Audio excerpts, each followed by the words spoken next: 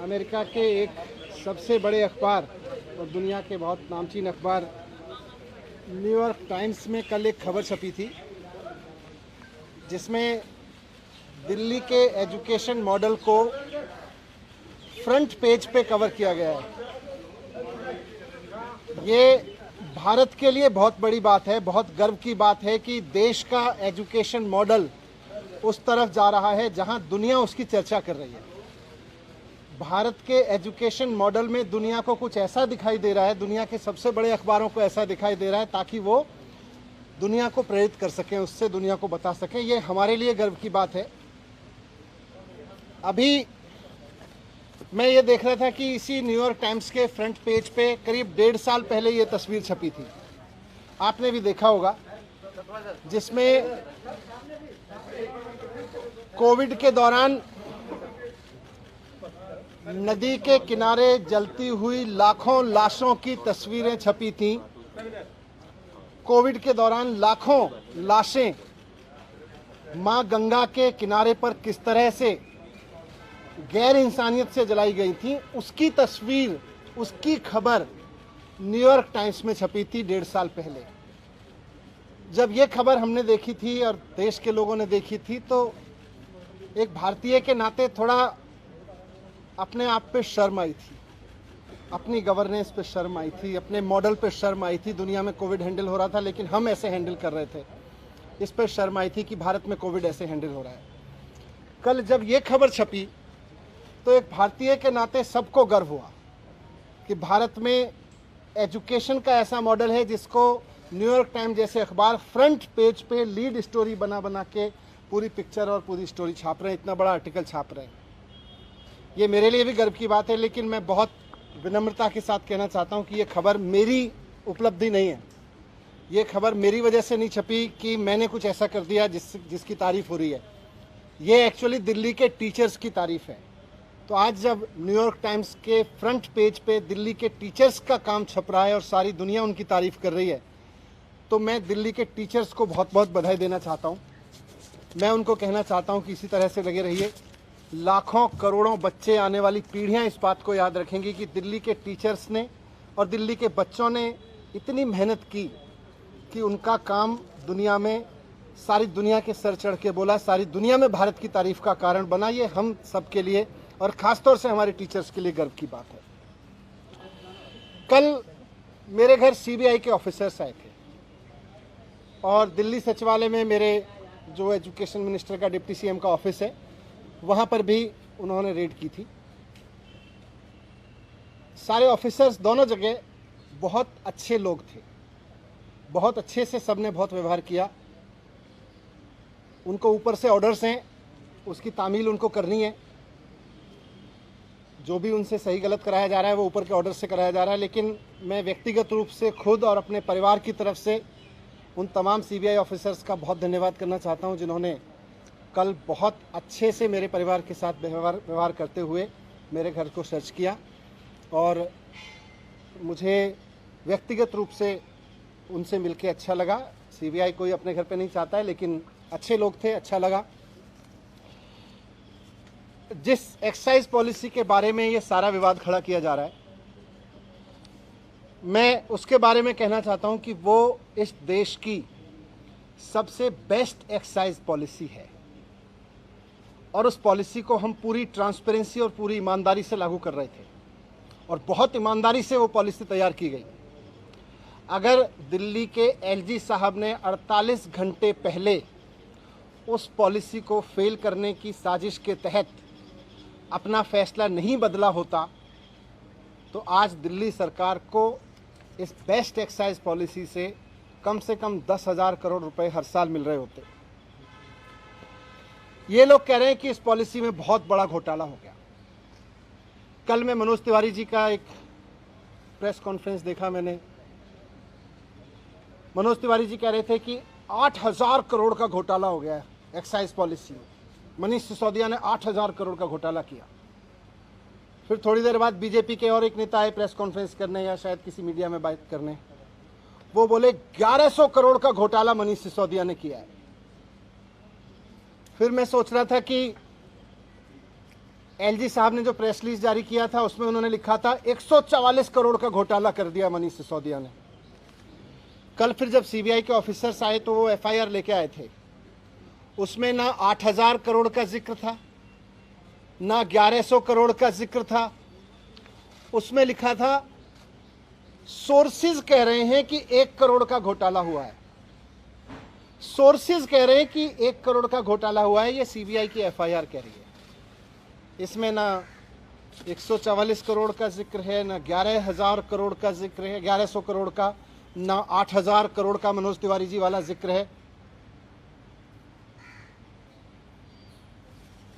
मैं कह रहा हूं कि ये सब बकवास है, ये सब बकवास कर रहे हैं।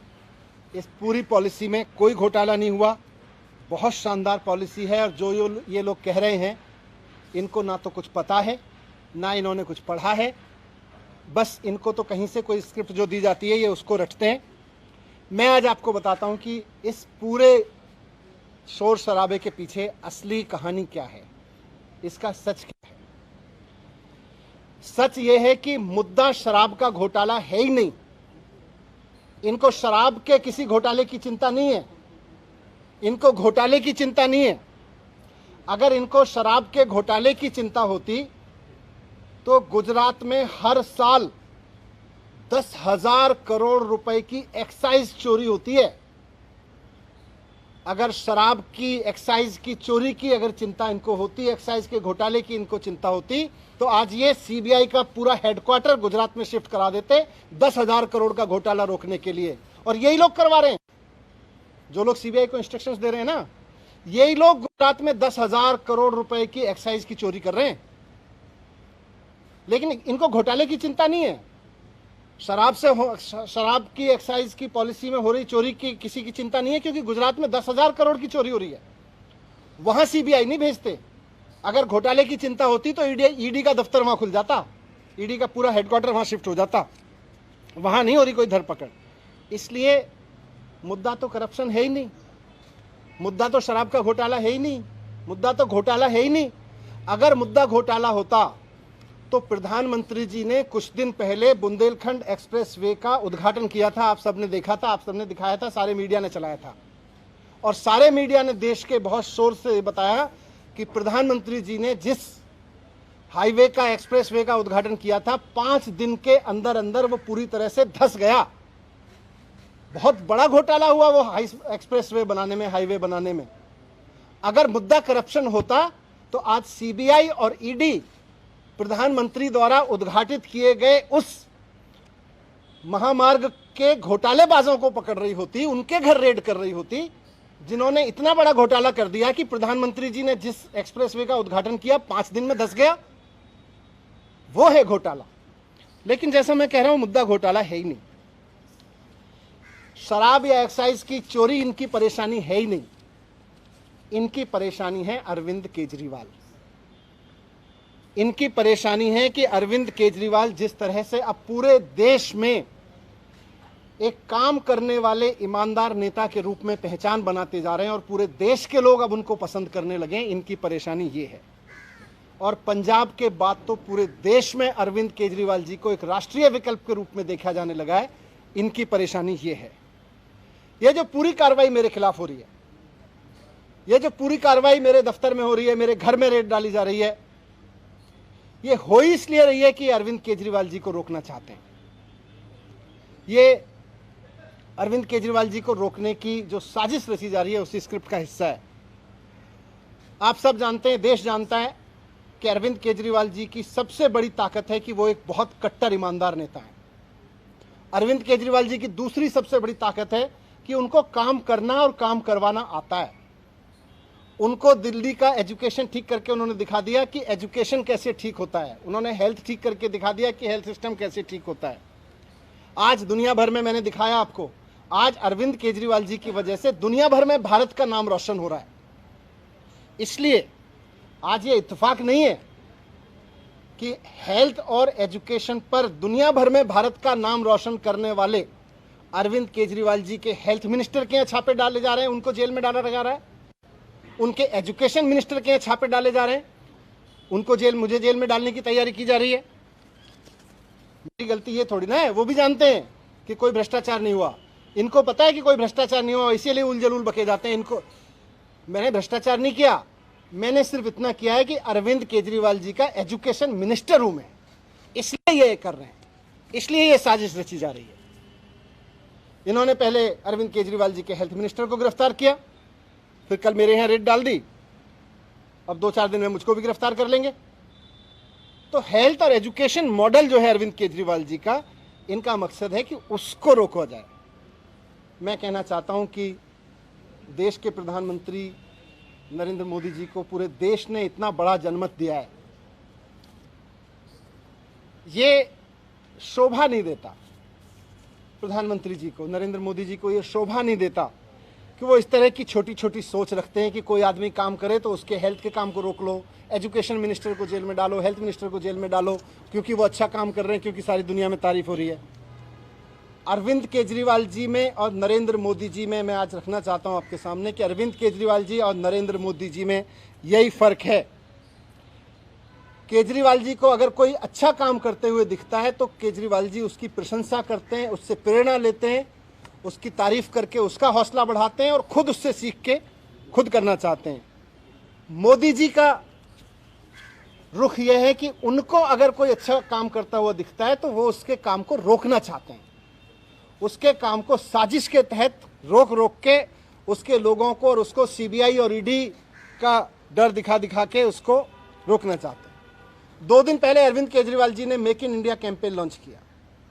देश को नंबर 1 बनाना है, शिक्षा के जरिए, स्वास्थ्य के जरिए, रोजगार के जरिए। इस पे तो सारे देश को गर्व है, इस पे मोदी जी को भी गर्व होना चाहिए कि हमारे देश का एक मुख्यमंत्री मेक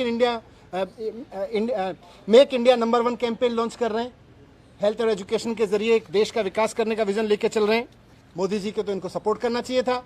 लेकिन जिस दिन अरविंद केजरीवाल जी ने मेक इंडिया नंबर 1 कैंपेन जारी किया, उसके 2 दिन के अंदर अंदर मोदी जी ने केजरीवाल जी के एजुकेशन मिनिस्टर के यहाँ पे सीबीआई की रेड करवा दी। केजरीवाल जी गरीबों के लिए, आम मिडिल क्लास आम आदमी के लिए काम करते हैं, उसके लिए सोचते हैं। मोदी जी केवल और केवल अपने कुछ करोड़पति अरबपति लोगों के लिए, अपने कुछ अरबपति दोस्तों के लिए सोचते हैं, उनके लिए काम करते हैं। केजरीवाल जी 24 घंटे देश के लिए सोचते हैं कि कैसे देश को आगे बढ़ाया जाए, कैसे सारे बच्चों को अच्छी शिक्षा दी जाए, कैसे किसी गरीब से गरीब आदमी का इलाज करवा दिया जाए। मोदी जी 24 घंटे ये सोचते हैं कि कौन से राज्य में पोजीशन की सरकार है, उसको पैसे देके या सीबीआई का डर दिखा के या ईडी का डर दिखा के कैसे उसको गिरा दिया जाए। मोदी जी 24 घंटे ये सोचते रहते हैं। जिस तरह से इन्होंने पिछले दिनों में पैसे के दम पे, ईडी के दम पे, सीबीआई के दम पे कई सरकारें गिराई हैं, आप सबने भी रिपोर्ट किया है। महाराष्ट्र में, गोवा में, तमाम बिहार में भी किया था इन्होंने, कर्नाटक में किया, मध्य प्रदेश में किया। पूरे देश के लोग इनसे अब दुखी हैं कि यार हम सरकार चुनते हैं, मोदी जी केवल 24 घंटे उसको गिराने में लगे रहते हैं। अरे आपको देश का प्रधानमंत्री बनाया, आप देश के लिए अच्छा सोचो, जिनको हमने राज्य के लिए किया है उसको राज्य के लिए अच्छा सोचें। मोदी जी केवल सीबीआई, ईडी, पैसा सब लगा के, साम दाम दंड भेद लगा के केवल सरकारें गिराने का 24 घंटे सपना देखते हैं। उसके अलावा मोदी जी को कोई सपना ही नहीं आता आजकल। मैं आज आपके सामने कहना चाहता हूं कि 2024 का चुनाव आम आदमी party versus Bharatiya Janata party होने जा रहा है। अब तक लोग पूछते थे कि मोदी वर्सेस हु, अब पूरे देश में माहौल बन रहा है कि मोदी जी नहीं चाहिए, अरविंद केजरीवाल जी को एक मौका देना है, एक मौका अरविंद केजरीवाल जी को देना है। अब ये बात पूरे देश से गूंजने लगी है। पूरा देश आज अरविंद केजरीवाल जी के साथ चल रहा है, इसलिए मोदी जी आज रोकना चाहते हैं। आज से 3-4 दिन के अंदर, हो सकता है आज कल परसों में, कभी भी ये सीबीआई, ईडी भेज के मुझे भी गिरफ्तार कर लेंगे, कई सारे और आप नेताओं को भी गिरफ्तार कर लेंगे। लेकिन मैं कहना चाहता हूं कि हम भगत सिंह के फॉलोअर हैं, हम अपने आप को भगत सिंह की संतान मानते हैं। हम डरने वाले नहीं हैं तुम्हारी सीबीआई से, तुम्हारी ईडी से, तुम्हारे पैसे के आगे बिकने वाले नहीं है। हमको नहीं तोड़ पाओगे तुम, हमको नहीं झुका पाओगे। आज मैं कह रहा हूं, हम देश के लिए जान भी कुर्बान करेंगे, हम देश के लिए जेल भी जाएंगे, लेकिन लाखों बच्चों का भविष्य संवारना बंद नहीं करेंगे, करोड़ों लोगों के इलाज के लिए काम कराना बंद नहीं करेंगे। आज हमारे साथ अरविंद केजरीवाल जी के साथ लाखों बच्चों की दुआएं हैं, करोड़ों लोगों की दुआएं हैं, करोड़ों पेरेंट्स की दुआएं हैं। हम आपसे डरने वाले नहीं हैं। अगला चुनाव तो अब मोदी वर्सेस अरविंद केजरीवाल होकर रहेगा। धन्यवाद। मनीष जी, जब आप ये बात कर रहे हैं तो सवाल ये उठते हैं कि रेड जो हुई वो एक्साइज पॉलिसी को लेकर हुई और आप एजुकेशन और हेल्थ पे चले जाते हैं। ये नहीं बता रहे हैं कि आपने जो पॉलिसी में लास्ट में बंद करके पुरानी पॉलिसी को शुरू किया, उससे आपको अगर फायदा था तो आपने बदली क्यों? देखो, मैं अभी बोला कि मुद्दा तो एक्साइज पॉलिसी का भ्रष्टाचार है ही नहीं तो अगर एक्साइज पॉलिसी का भ्रष्टाचार होता तो आज गुजरात में रेड हो रही होती। हुज ट्रेजेडी हो गई गुजरात में। कौन कर रहा है वहां पे? सीबीआई रेड नहीं कर रहे, वहां पे ईडी रेड नहीं कर रही, यहाँ पे हो रही है ईडी सीबीआई रेड। मुझे जेल भेजेंगे, उन लोगों को जेल भेजते। इनके ही तो लोग हैं वो करा रहे हैं, 10,000 करोड़ की चोरी कर ले रहे हैं, लोग मरवा रहे हैं। तो मुद्दा तो असली है कि अरविंद केजरीवाल को कैसे रोकना है। इस पे पुरानी पॉलिसी दोबारा से क्यों लाई गई?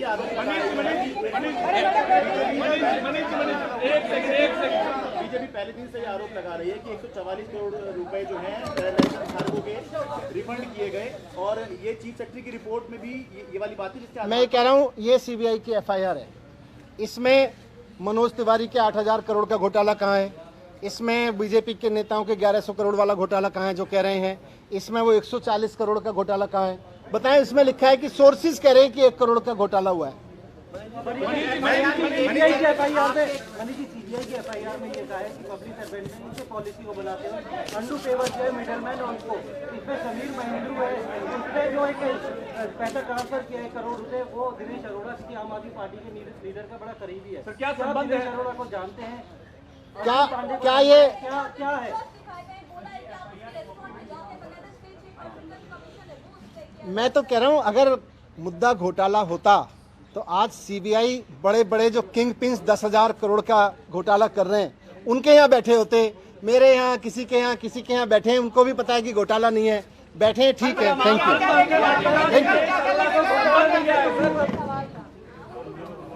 कंचन जी, यही सवाल था आपसे नहीं कह